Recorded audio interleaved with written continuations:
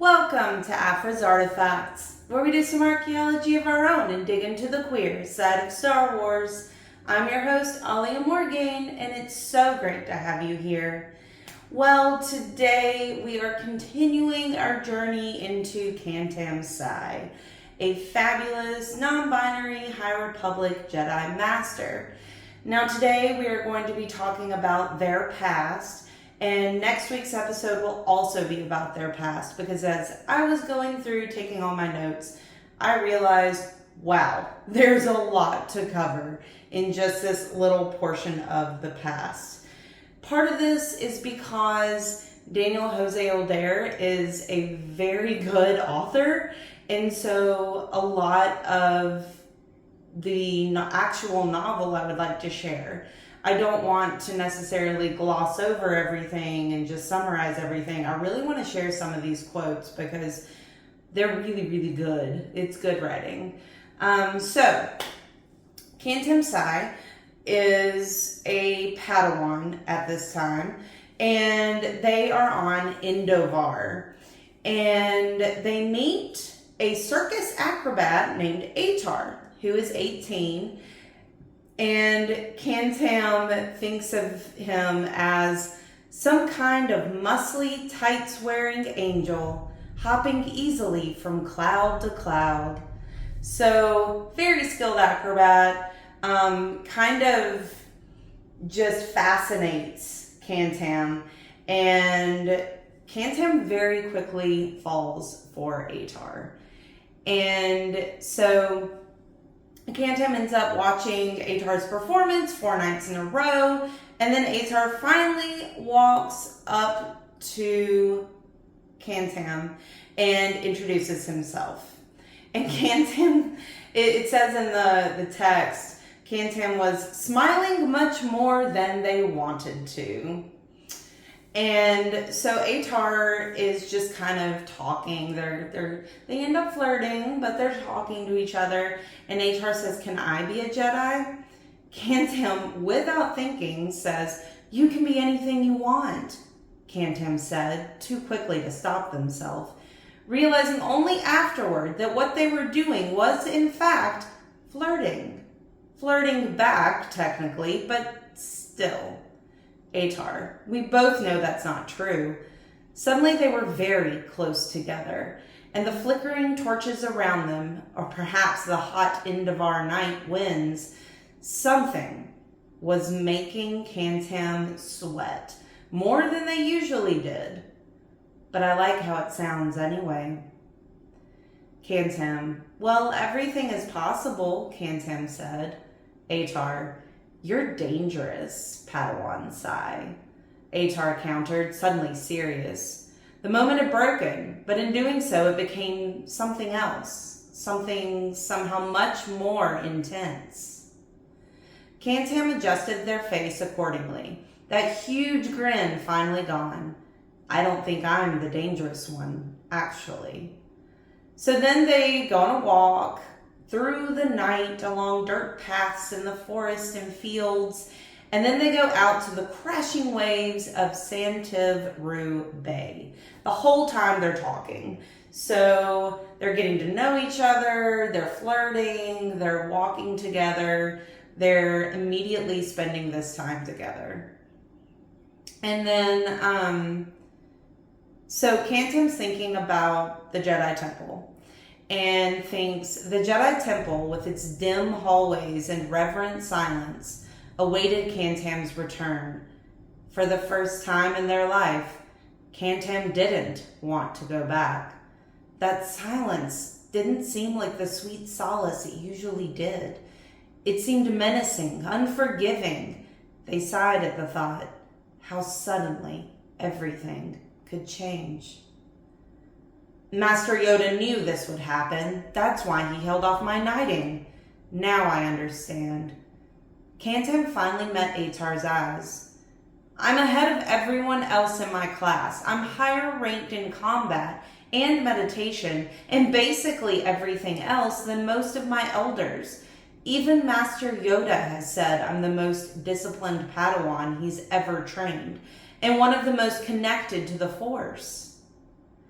And then Kantam expresses that to Aytar that all of this being reality, Kantam's still not in a rush to be knighted. And they know that becoming a knight is deeper than just skill, that there's something else going on. And Kantam says, there was something, I think, we were both waiting for to happen. And I think it just did. So Kantam is feeling a lot of uncertainty, a lot of just kind of which end is up sort of feelings. Doesn't really know how to feel, doesn't really know what's happening, but goes with it. And so Aytar and them spend a lot of time together. And it moves forward. So let me actually say this first. These bits from the past, this then, takes place throughout Midnight Horizon. So the young adult novel, High Republic by Daniel Jose Older. So this is throughout the book.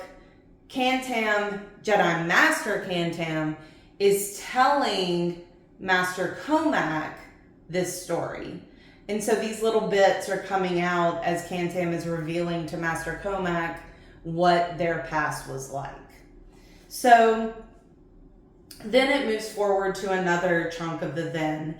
And Kantam is admiring Aytar while he applies his performer makeup. And it says, in the mirror, their eyes met. Aytar flashed that smile of his, the disarming one that made Kantam feel an unfamiliar surge of something hot and fierce deep inside. The two had known each other for only 5 days, 4 days and 8 hours, really. They had been the most truly wild days and nights of Kantam's life, easily, and neither of them had known what to call this, whatever it was, thing. It had no name, and so no rules, and no clear beginning or obvious end, and that's what made it so perfect. Everything back at the temple was regimented, clear, delineated, put in a box and labeled. Okay, that wasn't entirely true. The Jedi Order certainly had an understanding of the endless complexities of the universe, those definition-defying parts of life, especially the Force. Always the Force, and only the Force. Kantam hadn't realized how sick of it all they had grown until they'd spent some time away. And then, as they're talking, Aytar admits that he admires Kantam's dedication to being a Jedi. Aytar says, I see what you do, the respect you walk with for the galaxy, for your elders, and it's beautiful to me. And then things get a little interesting. It says, Kantam looked away, unsure what to do with their body, what to say. It hasn't felt so simple since they looked back, caught Aytar's gaze, locked eyes with him. Since you, Aytar. And Kantam is like spiraling in this love, this infatuation, and going through their mind is this. They hadn't even made love, but Kantam was pretty sure that when they did, and there was no question that they would, a star or two might explode somewhere. They talked about it plenty, enjoyed taking each other right to the edge and then pulling back. A thrilling exercise in trust and temptation. It hadn't been a conscious decision to wait. It was just clear that was the right thing to do in the moment. When the time came, they would do it.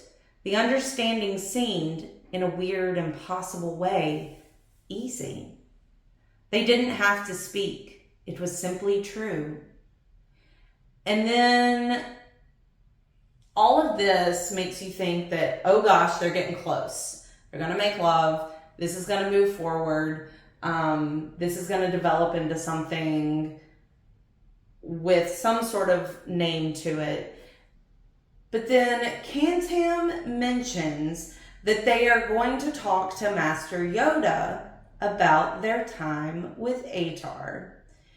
And Aytar gets worried that Kantam will leave the Jedi Order, something that it seems Kantam had hoped Aytar would have wanted them to do. So Kantam is thinking, oh, Aytar wants me to leave the Jedi Order. We're going to go off and be together. And Aytar's like, whoa, wait a second. I admire you being a Jedi. You are a Jedi. That is what you are. I don't want you to change what you are for me.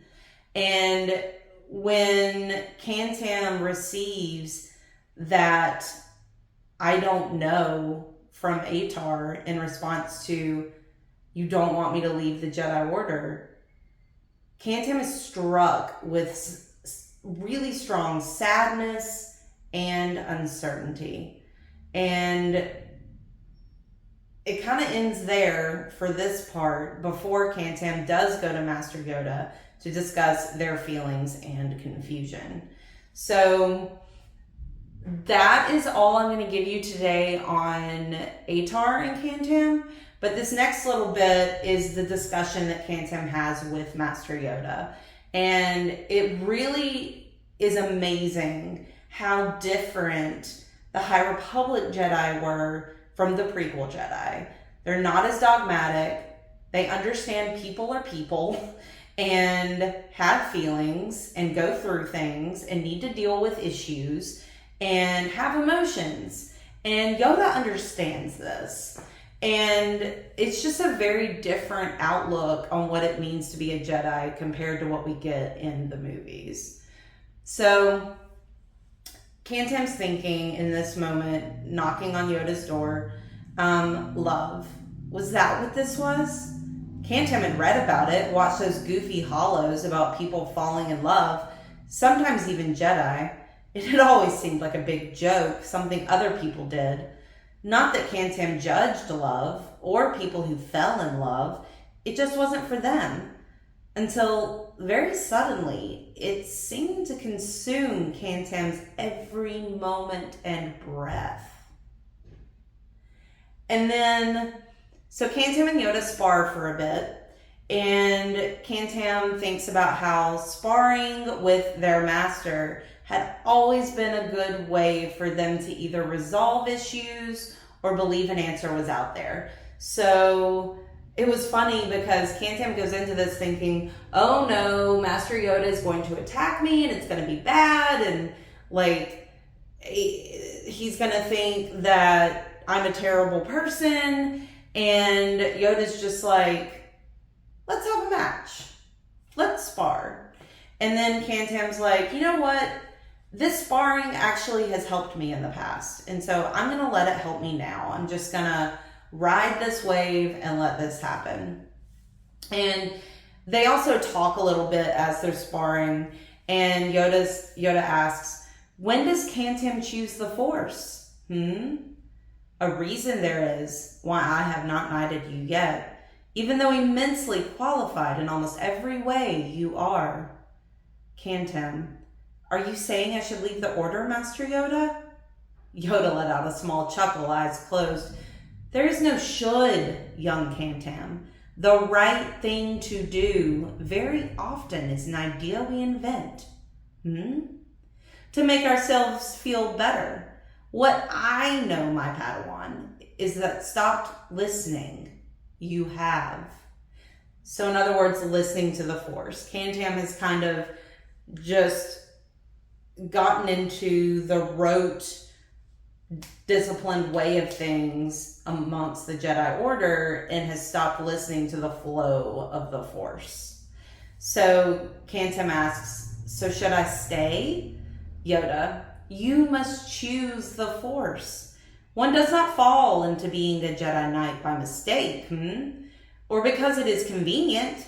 You must choose the Force with your whole heart. To do this, you must learn, again, to listen, to hear the world outside of your own emotions, even when they are very, very loud. A hurricane. Patient Yoda is, The only one in a hurry is Kantam. And then it says, a strange peace finally fell over Kantam. The emotions still surged, the nightmares and fantasies, but the path ahead was clear. or as clear as it could be in that moment. The next step, which was the only step Kantam needed to understand. Slowly, they unsheathed their lightsaber and placed it on the mat in front of Master Yoda. Master Yoda nodded ever so slightly, and then Kantam walked away. And this begins Kantam's walkabout. So Kantam goes off and does their own thing, away from being a Jedi for a while, and that is what we will get into in next week's episode. So today, again, we talked about Kantam's burgeoning relationship with Aytar, the circus acrobat, and then we also talked about Kantam's discussion with Master Yoda over whether they should stay in the Jedi Order or not, what their emotions and uncertainties really meant. So, some really deep stuff here. Like, it goes really deep. For a past storyline in a present novel, it actually goes incredibly deep into Kantam's past, and I really, really enjoy that. So comment down below on what you think about this beginning of the journey through Kantam's past. How do you think the Jedi of the High Republic in this form, the way Yoda is interacting with Kantam and understanding Kantam, what they're going through, how that compares to Prequel Jedi? The dogmatic, sticks up their butt, Prequel Jedi. I'd love to hear your thoughts. So remember to like the video, subscribe to the channel, follow me on Twitter at AliaMorgain, and peruse my blog at thestarsreview.blogspot.com. May the Force be with you.